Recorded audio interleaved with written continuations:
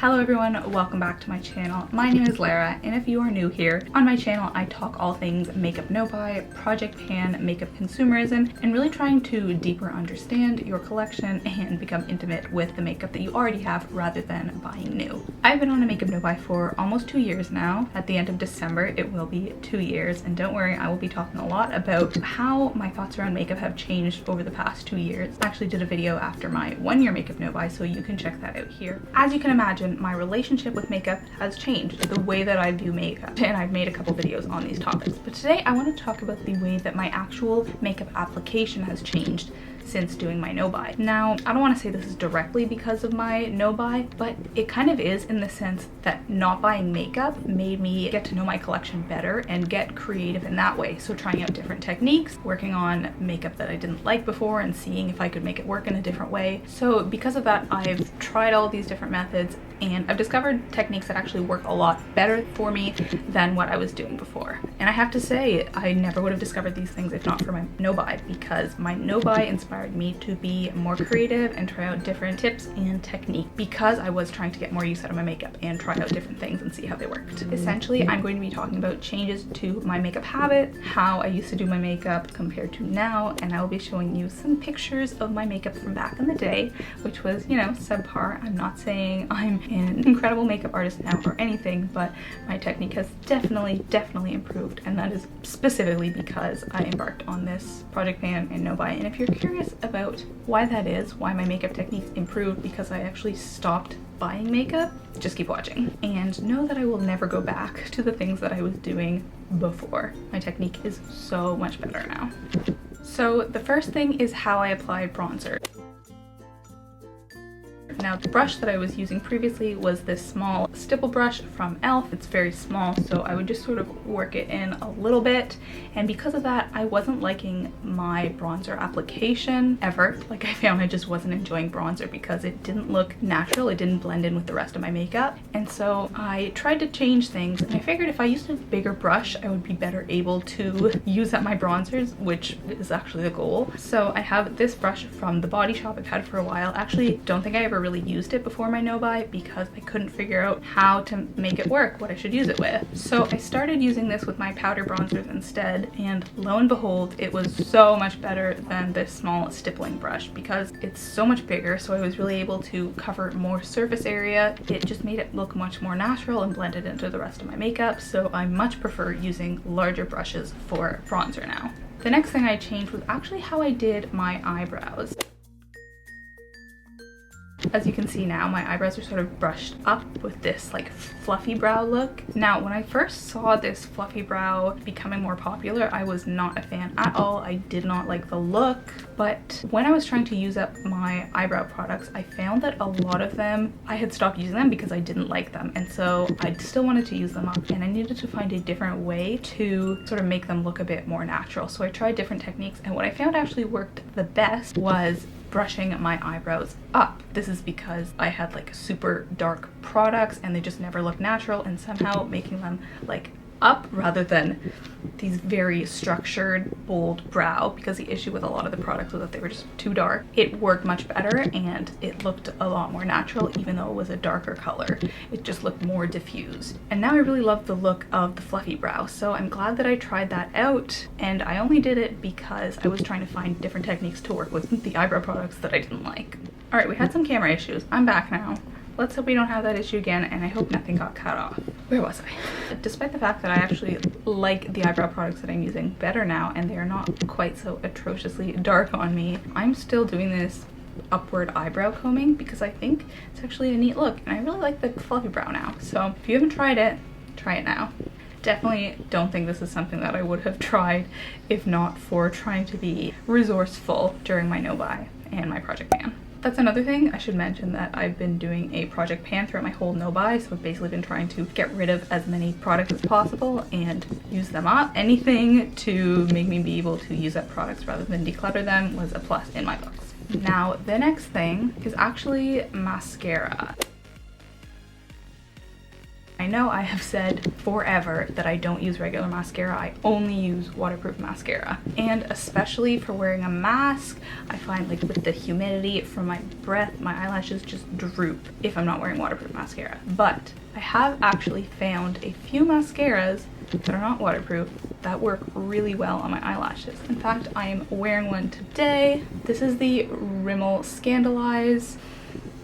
I have been really impressed. I did a mascara declutter video a while ago. I will link that here, where I basically went through all my old mascaras and I tried to find ones that I should get rid of. And in that, I found this mascara. And when I was doing that decluttering video, I actually found a couple of other mascaras that are not waterproof that work quite well also. I mentioned these in my Shop My Stash video for November because these are the ones that I will be using. Also the Clinique and Elenco mascara, and I am also trying out the Milk Makeup Mascara. Now, I don't love any of these as much as I love my waterproof mascaras, but they come pretty darn close, especially this one. So that has been a major change for me. I never would have tried out a non-waterproof mascara, even though I had them in my collection, unless I'd been forced to sort of go through my collection, go in this no-buy, declutter, so very glad about this.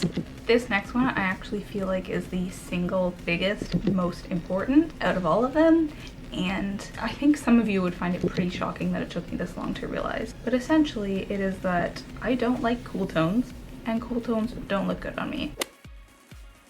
I'm mainly talking about eyeshadows here, but I never use cool tones. I previously wasn't able to articulate that. I didn't really know what was meant when people said cool tones, warm tones, neutrals. Even if you don't have the words for it, you probably unconsciously know this yourself, what you like. So warm tones, I wear a lot of like oranges and reds, and the colors that I don't like are blues and silvers and some tones of browns. So there would be some palettes which I just would not touch, like half of the palette, because I didn't like the shadows and I didn't like how they looked on me, but I didn't know why specifically I didn't like it. There's two palettes I'm thinking of in particular, this recent Wet n Wild palette and Elizabeth Arden, two palettes that I recently decluttered because there's just too many cool tones, too many colors that I simply did not reach for. And maybe someone who is a better makeup artist than I would be able to figure out ways to make them work, but I'm simply uninterested. I'm just uninterested in cool tones. I only want to use warm tones, so that's what I'm gonna do. Frankly, all of the eyeshadow palettes that I have left, I mean, I pretty much decluttered all of the ones that were primarily cool tones. So really glad to have figured this out. Really glad that I know better at what I like. Next also has to do with trying to use that product. I have a moisturizer that I use in the morning. It has SPF. I've been using the same moisturizer for years because I bought backups of it, and in an attempt to try to use up more of this moisturizer, because I think it's probably expired by now and I don't know if the SPF is still working, I now put it not just on my face but also on like my neck and my chest. And frankly, I should have been doing this before. Like, why was I only protecting my face? Your neck is also super sensitive. People say to use your moisturizer not just on your face, on your neck as well. So I'm glad that in an attempt to use up more of the product, I came across this idea, and I think I will continue this even when I'm not desperately trying to finish something off. The next one is also in an attempt to be resourceful. I didn't have an eyelid primer that I was currently working on, and I had a lot of concealers that I really wanted to get rid of as soon as possible. So I tried to use concealer on my eyelids because I've seen people do this time and time again on YouTube and always thought that would never work for me. My eyelids are way too oily. Lo and behold, I feel like I already said lo and behold. Trust me, I don't say lo and behold this much in real life. It actually worked. It worked as an eyelid primer, and my eyeshadow actually stayed on. Now, would this work if I was wearing like a super bold eye makeup look and it needed to stay on for like 18 hours? Probably not, but for the purposes of my day-to-day life where I'm just like working, going about my day, I don't really need a super heavy-duty eyelid primer. So the concealer actually worked just fine while I was working on it. I'm now using a proper eyelid primer, but this is a tip that I will carry over into the future if I need to. The next thing that changed is I now use highlight every single day. I never used to wear highlight, only on like special occasions when I was going out, because I never really figured out how to navigate it or make it look natural on me.